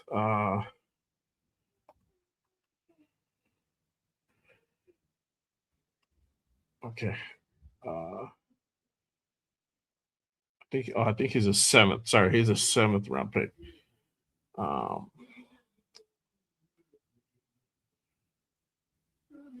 Cody Lindenberg. There we go. Lindenberg. So Lindenberg, again, same thing. He hasn't panned out too much. But he hasn't had a whole lot of burn. But most of these guys have. So yeah, I think we give the opportunity to Spytek and see what he can do. But again, it all depends whether Pete's here. That really makes a difference, believe it or not. Because I feel that if he's here, we're not gonna be aiming towards a quarterback. We're gonna be we're probably going to trade back and get some more picks and go a different route. It might be an offensive lineman that we probably draft at whatever place we land in the first round, or if we get 2 picks, it might be an offensive lineman, uh, a defensive player. It could be that route. It could go all, they could go different ways. So yeah, um, yeah. Nuss and Allard got hurt this college season. Yep. Donuts Duncan says draft Mendoza unless the Jets give us their first round picks for 26 and one or two for 27. Yeah, yeah, we'll see, bro. I think with this deal, if you have the Jets making a trade offer, you got to get a first round pick. Obviously, you're trading picks for this year. You're getting one for next year. You're getting a second round pick for this year. You got to tax that ass, bro, for sure, for sure. Um, to go ahead and move up that high. Never Rabbit says, I never understood trading away proven player and gambling on 3 potentials, especially with the Raiders' history of bad drafts. Maybe Spytech will be the difference. Exactly. And again, you have proven players that know that these guys can go ahead and perform at a high clip. You're willing to go ahead and trade away your best players for draft picks on guys that may or may not work out. That's the logic. That's just what it is. So you guys have to make that decision whether you're with that, like, are you with training, running the risk and making the gamble, and if your draft pick doesn't work out, then what do you do? You know? And then if you're essentially saying no to a premier quarterback by trading back, or if you trade back, you're saying no to that. You depending may or may not have a second pick in getting a quarterback. Your number 2 pick, your number 2 uh, quarterback prospect, if he falls to you, then it might work out, but you're still running the risk. Depending how far down, how many other teams are quarterback needy. We saw this with Atlanta. They didn't need a quarterback, but they went out and got Michael Penix. That could potentially happen as well. So it's a lot of shit that happens. That's why they pay Spytech to the big bucks to be the GM. That's why they pay me the big bucks. So I don't know. That's a tough one. I would just be straight out and just get the quarterback and move on from there. Just go from there. Build around that. Let's see here. We're not gonna get the number 1, but we'll beat the Giants. We'll see, bro. That's a tank bowl. That's gonna be a fun one. A lot of people are gonna. Oh man, I'm gonna be so interested in seeing the betting line for that game when we come up next week. It's gonna be very interesting. Yeah. See, yeah, Lindenberg was a 7th round pick though. Yeah, exactly. Yeah, a lot of good defensive talent this draft as well. Yeah, definitely Ohio State. The Ohio State games, definitely games to go ahead and just kind of keep an eye out for, and see who pops up in those games for potential pickups in the draft for sure. We know we need a secondary linebackers, so to keep continuing building out the secondary nickel for sure. It's gonna also take free agency to go ahead and plug up a lot of the holes that we have as well. Shout out to Frank Weber. He says, trust, yes, sir.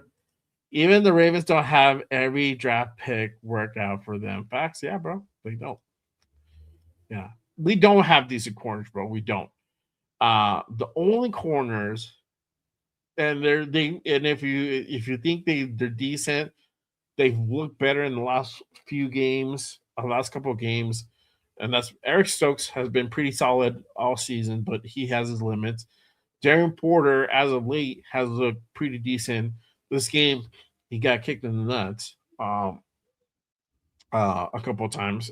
Last game, he got fucking cooked a lot. So if he's had some bad sins, he still looks better than Kyle Blue Kelly. I don't give a damn. He still looks better than Kyle Blue Kelly. We don't have a nickel. Grady Vance is still. I'm not sold on that dude. So I think you still need to go ahead and get a real true nickel in there. You can keep Grady and see what you can develop him into because he's still a young player. But you need to get a guy who knows who's a shit who's experienced in that position who can go ahead and really just be solid. You don't even need him to make an impact. You just need a guy to be a presence at the nickel that can go ahead and make plays and just be solid. That's it. That way we don't get cooked up in the middle every fucking time. You know? Um yeah, see? Stokes has his limits. Yep, for sure. And Porter has his potential. That's a kid that I will definitely like him to continue getting more reps.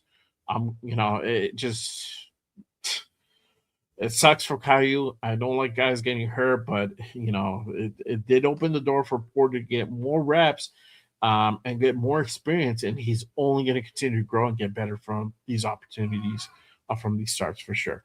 Our safeties are not that good. Paul Mal was struggling in the beginning of the season, especially at free safety. Now he got shifted back to strong safety. He's doing better. Got Lonnie Johnson, who looks okay, but you saw Lonnie Johnson had some trouble out there. Got that penalty called for that last touchdown that literally sealed the deal. And so that's a position that needs to be upgraded too. So I think with Paul Mao, you have a base. I think you just need to go ahead and get some more.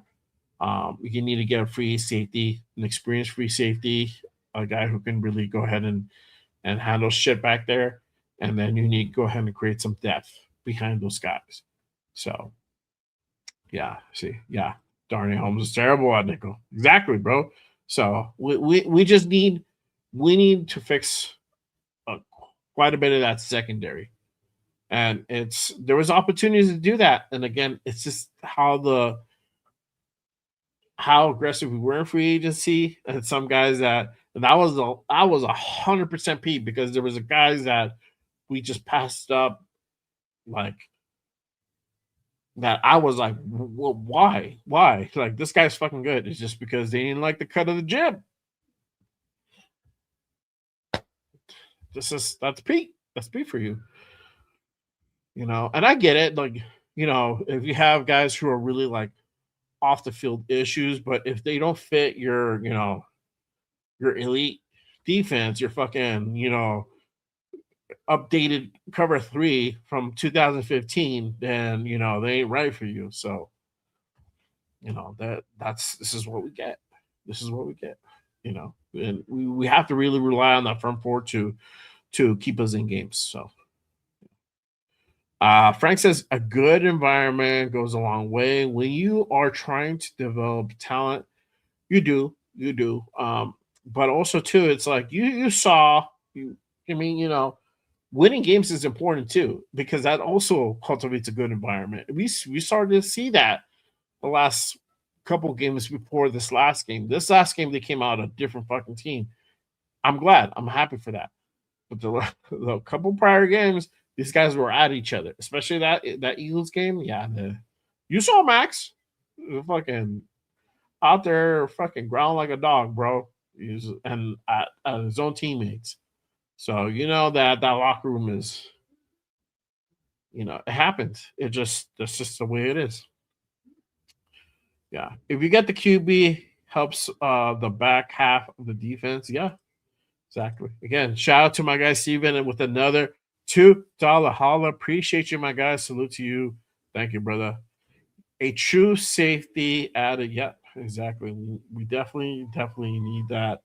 My guy Troy says we need good coaches who can make the team better. We fucking definitely do. I think honestly, if Pete was open to making certain coaching changes, I think that this team would look a little bit. This team would improve pretty quickly, and that's the thing. We don't know. We don't know for sure what the deal is, what the deal is happening behind the scenes in the front office. It's funny. I had a discussion with my boy. He's my barber the other day when I was at the barber shop. We don't know what's going on behind closed doors in the front office. We can only speculate.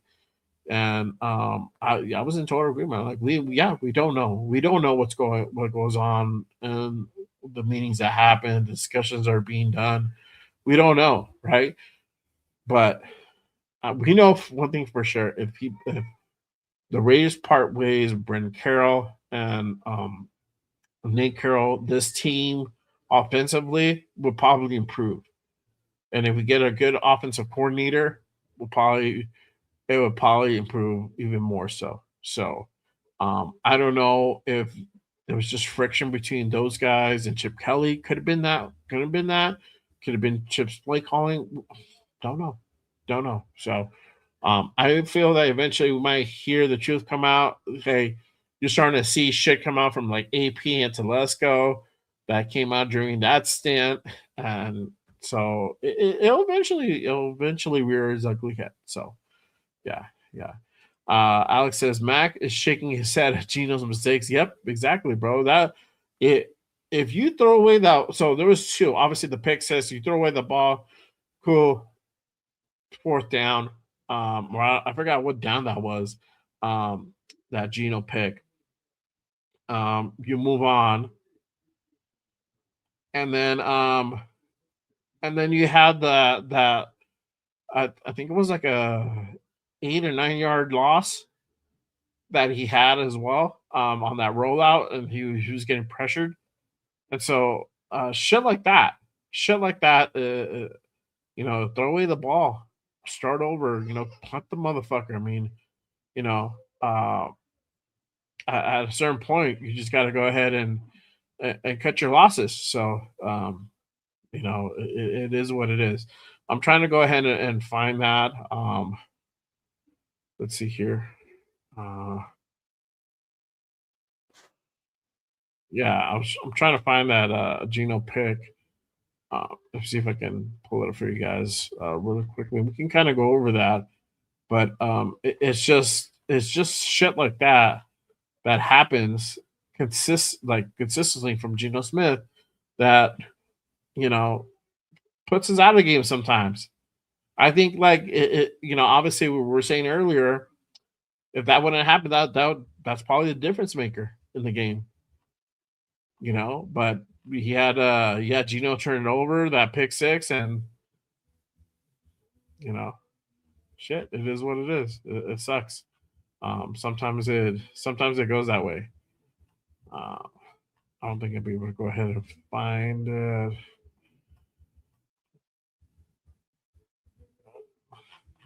yeah. If I do, I'll go ahead and let you guys know. But yeah, that pick was for sure terrible. For sure, for sure. Let's see here.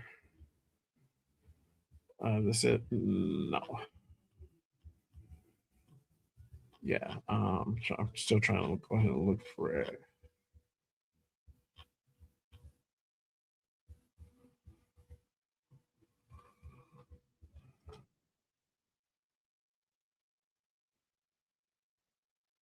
Let me go ahead and pull that up. All right, here we go.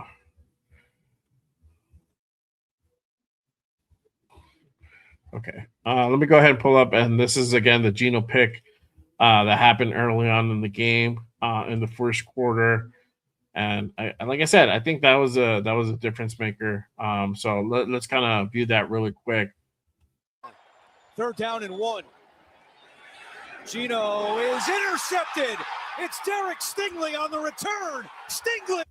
And if you see, just kind of on that rollout, he was just staring down Genty the whole time, and you have a coverage just like this. You're really threading the needle Gino on on a throw like that. And then you throw it on the inside, you're not even throwing on the outside. It's yeah. So this play definitely could have been avoided if Gino was just to go ahead and throw away the ball. The 31 situation, you can either go ahead and most likely punt it away. You can go ahead and try to see if you can get him to go off sides. If you're trying to go ahead and fake it, like you can go for it on 4th and 1. But here, literally, in such a short yardage situation, and when you're deep back in your own zone, pick six, literally was a ball buster. And I'm surprised that the team still hung on all the way they did, and throughout the game. I'm very surprised at that. So, um, the other one was again that 9-yard loss or 8-yard loss, something like that. They put them like in a second or third down and long situation, 13 or something like that. And again, it's like throw away the fucking ball. You got out of danger, great. Throw away the ball. Don't get sacked. He ran for a loss. Again, counterproductiveness. It's just not having that awareness. It's just like he's had better IQ. I don't know. It's just he's gay. He gets in his own way. So for sure, drafting a wide receiver threat that would be better than overspending on one in free agency. Yeah, but the thing is, again, you don't know how if these guys are going to pan out or not. If you make a right move, you can go ahead and get a guy in free agency and stretch him out for a 3 or 4 year contract and keep him here on a long term basis. There and then that way it makes more sense. We don't need multiple wide receivers. I think Trey Tucker is here again next year. Jack Besh is going to be here. Brock Bowers is not going anywhere. So you can keep Dante Thornton and just have him as your second guy second, third string guy to go ahead and keep on developing and see what could potentially happen there. You can draft a running wide receiver, in the second, third round again, right? And see what that develops there. That pick would have to be a little bit better. And there's some guys out there that can go ahead and make a bid for, but I think free agency will probably be better if you're only really trying to go ahead and fill in one guy. Free agency is probably going to be your best bet, and you stretch that contract out. You can always there's different ways to do it. You can backload it, so you can go ahead and pay most of that, make most of that money, guaranteed money in the back end. You can always do that. You know, there's different ways you can go ahead and make those deals structured, so it doesn't go against the cap, even though it flashes a lot of money. But the way it's structured, you might not pay all of it right away. And you might see that in year 2, year 3, or year 4. It just depends how long you sign that for. So, yeah, Gino does definitely suck, bro, for sure. We are in agreement, Gina. It's all your fault. We lost again. God damn it. Again. Oh, no! We suck again! It's all your fault. It's all your fault, bro. I blame you for that pick six. So that's it, bro. He walks the plank. The plank! Geno Smith walks the plank. That's it. I give up on Geno. I think this is a thing that we're always gonna get from Geno Smith. It's never gonna change. Just the bottom line. Just the bottom line. But let me go over a couple more things again, guys. From what I expect from these next 2 games, I don't know. I really think that if we have a potential of winning one game, it's probably gonna be that Giants game. I don't really see it being the Chiefs game, but hey, If you guys want to think the Chiefs, cool. Just reminder, 31-0. That was just an all offense. They held us as bait. They fucked our shit up. So defensively, they fucked us up. So just keep that in mind. They might have a trash quarterback, a third string guy, but they still have a pretty decent defense. So a decent defense can definitely hold us at bay. Even though this Texans team, they're probably one of the better defenses in the NFL. They just took us too lightly. They played trash. They let us get too close in the game. You can see it throughout the game. Their offense struggled, but that's not really anything too new. Defensively, they made mistakes. They played sloppy. Um, so that it just everything kind of right timed each other where we're able to go ahead and make this more of a game. So, but that Giants game, the Tank Bowl, that's going to be an interesting one for sure. So it could go either way. I don't see us winning out that one. I don't really see us winning any more games the rest of the season. 2 games left. Nightmare's almost over, but I don't really see us winning two. I don't really see us winning any games the rest of the season.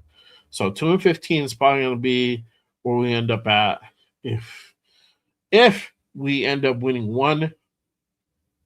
Um, we would probably fall back quite a bit. Um, I think we would probably still be in the top five. I think we'll probably go down all the way to number five, maybe number six. It just depends. Again, it's all based on strength of schedule. Um, so Chiefs still I think being a tough team. Even though their record is not indicative of that, just from the historic standpoint, I think it's gonna help us out in the end, and it's probably gonna keep us at five if we win one. If we don't win one, if we don't win anymore, we're number one. So yeah, we'll see what happens. But a lot of things to come, a lot of things to go ahead and look out for. In those last few weeks, couple weeks left in the season. You got the college football playoffs going on right now. We have 2 more games to go. One of them being for the number one pick in next year's draft. So we're still seeing what can be developed from these rookie that are finally getting some burnout. What's going to happen to Pete Carroll, to Geno Smith in the offseason? Are they still going to be here, or are we going to actually part ways with them? I don't know. The rumors are swirling. The the crows are out there waiting to see what happens. So it'll be definitely an interesting off season for sure, for sure. Um, let me go ahead and cap it off with this. Obviously we got some upcoming shows. It is Christmas week. If you guys forgot, we have Christmas in a few days. So I will not be having any more shows. I highly doubt I'm gonna do a show tomorrow. Unless some news drops, I think, or something interesting unfolds. Um, I probably will not be on tomorrow. And for the rest of the week. Radio Connections off. Wednesday is Christmas Eve, so we will not be on. Um, no Good Morning Riz. I know Steven asked earlier if I'm still on Saturday. There will be no Good Morning Readers the rest of the year. I will be focusing on Good Morning Readers 1 year anniversary show. That'll be that first week of January, the last game of the season. Starting to come up with some stuff. I got some things lined up. It'll be gotta make it a little extra. Gotta make it a little extra spicy. Um, but Good Morning Readers is going to be limited next month. I'm only doing a few shows for that. They're going to be on hiatus for a while. I'm going to take a break once the season officially ends and we go over a couple of the news. I'll probably take a break for a little while uh, until the major news kind of bowls over. I'll probably be back right before the draft. So just kind of things to kind of look out for. Gonna work on some stuff again that I need to go. That I'm gonna go ahead and work on the system side projects and focus on the kid, the family here. So we're gonna be doing. I'm be doing focusing on some things, working on some stuff. So, but I'll be off basically this week. And then next week we will have. I think we'll probably have a connection show next Wednesday. It'll be New Year's Eve. We'll see. If not, I'll figure something out with some of the guys and work on something fun for New Year's Eve. We'll see what's up. But I did want to go ahead and let you guys know. Hold on. Merry Christmas, JRB fam and Raider Nation. I hope you guys have a great and wonderful holidays. Merry Christmas, Happy Hanukkah, etc., etc. To everybody, to you and your families. Appreciate you guys always tapping in. I wish you guys nothing but happiness and success, and you guys have a blessed holiday. This week, and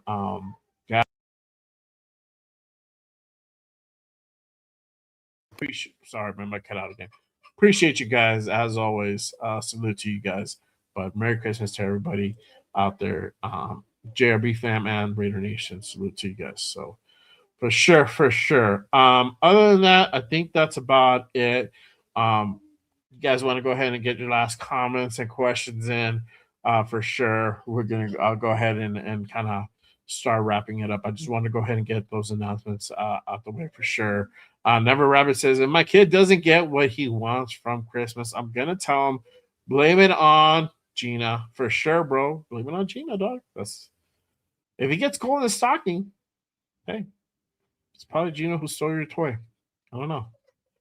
Let's see here. Casey might rest most of their team. Probably. We'll see.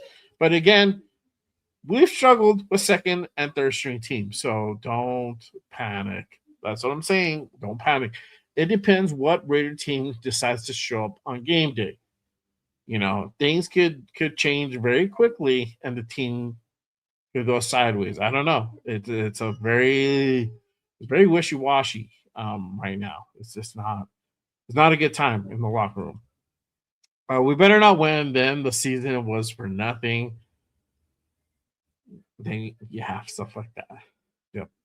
We are off next one. Yeah. Oh, okay. So we're not doing a connection show for New Year's. Okay, so I guess we're not. Okay. We'll figure it out. We'll figure something out. I did New Year's last year, so I might do New Year's Eve. We'll see. Titans might win another game. Hopefully. We'll see. Hey, appreciate your brother. Salute, man. Hey, thank you for the $2 special. Salute, brother. Thank you, man. Yeah, thank you, brother. Salute. Merry Christmas. Yes, sir. Okay. Yeah. So, okay. All right. Well, we'll talk, bro. We'll talk. We'll see what's up. Hey, salute to Rap. Appreciate you pulling up. Salute, my guy. Appreciate you. Merry Christmas. Again, thank you guys for everyone who pulled up today on the post game reaction show. Hey, real quick, shout out to my guy, 41 Raider Jeff, gifting 5 Just Raider Baby memberships to the masses. Salute to everybody, all the new members. Appreciate you guys. Appreciate my guy Jeff, one of my guys here. Salute, co-host on Wednesdays. So, yeah, I guess the connection will be off for the rest of the year. We're back next year. Apparently, we're back next year with new shows for the Reddit connection. So, appreciate you, my guys. Salute. Yes, sir. Salute to y'all. Yeah, appreciate you guys. Thank you, man. Thank you, guys. I will be back. I'll be back the following week, unless some news drops tomorrow. Some shit happens tomorrow. I don't know. I won't be on. So I will definitely, as you hear, I'm going to be spending some time with my meetings over here, and we're gonna do the Christmas thing. You already know. But appreciate you guys. Again, if you guys haven't done so already, if you guys are new, make sure you guys hit that like and subscribe button on this channel. I am trying to go ahead and grow this channel to 1,500 subscribers. We're at 13, 15, last I checked. So make sure you guys hit that subscribe button. I'm usually on 3 days a week. So got some shows, got different type of content, Raider content to go ahead and show you guys. So make sure you guys hit that subscribe button. I'm be coming up with some stuff, working on some stuff for next year as well. So you know, we're gonna go ahead and shake some things up. Working on intros and shows and all that good stuff. So we'll see what happens for 26. There'll be some stuff to look out for. So make sure you guys go ahead and tap in and hit that subscribe button for sure. But again, other than that, appreciate you guys. Love you guys. Make sure you guys have a safe and happy holidays and happy new year. I will go ahead and tap in with you guys for the next post game show. I'll be on for the post game show for the tank ball. We're gonna do the damn thing, that's for sure. So I'll be on for that. But the rest of the week I'll be off. So again, appreciate you guys. I'll see you guys the next time. As always, remember, just Raiders, baby. Peace. I should have hit the outro. Damn. All right. Peace, y'all. Salute.